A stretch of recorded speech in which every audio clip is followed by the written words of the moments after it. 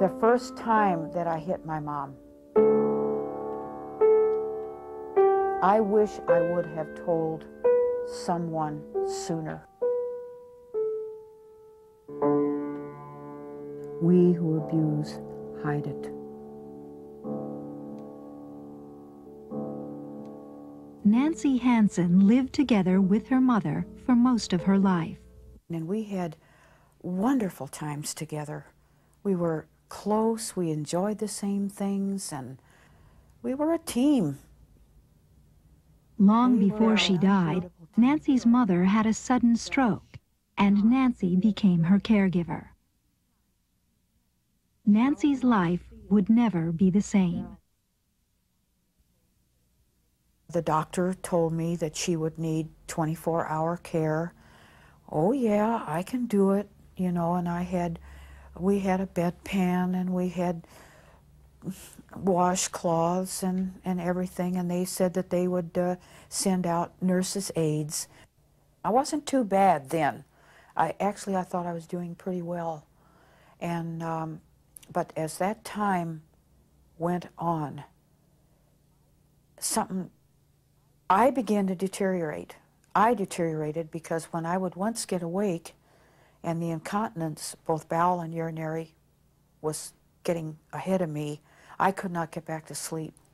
And I started doing laundry at night and stuff, and we'd get her all cleaned up. Sometimes my husband and I would just have to stick her in the bathtub because my husband had rigged up a bell where she could just press it, but she would press it after she was through with everything. So it was just a constant routine. It was like a squirrel's cage for me. I began having very suspicious, angry feelings that my mom was maybe doing some of this stuff on purpose. And that was my first very clear warning, because I lost this. I was beginning to expect normal reactions from someone who was no longer normal. And it got to the point where she didn't any longer want me to take care of her because I was beginning the psychological abuse. The things I said to her were unforgivable. I told her that her brain was like a sieve, that she couldn't remember, and I said, if you don't stop messing up, you know, we're going to stick you in a nursing home, or Mom, I'm thinking very seriously about making you lie in it, and I know that you're not going to like that at all. And she would cry and she would say, honey, I don't do it on purpose. And I'd say, get real. And I will never, ever forget the first time that I hit my mom.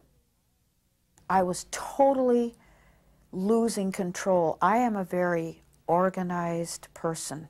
I was becoming very angry that I could no longer organize. She would be so slow in getting her clothes on, and then she wanted her makeup put on. And she wasn't always maybe cooperating with me while I was putting on her makeup.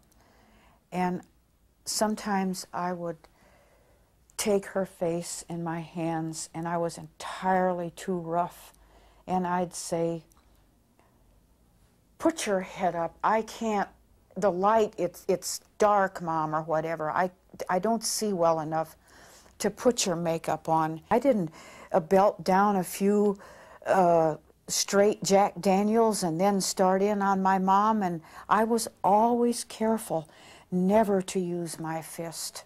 Never. I could possibly have killed her because I was so angry.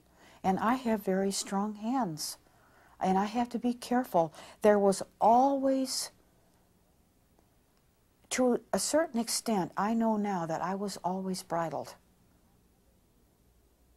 I never really did everything that I could have done.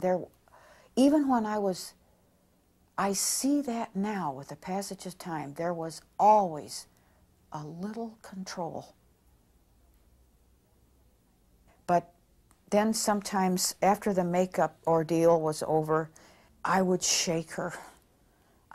I would say, will you please? I can't, Mom, I can't stand much more of this. And I would shake her, and then we'd lose more time, because then she'd have to sit down and she'd say, you're hurting me, you're hurting my neck. And little did I know, I could have caused another stroke by doing that.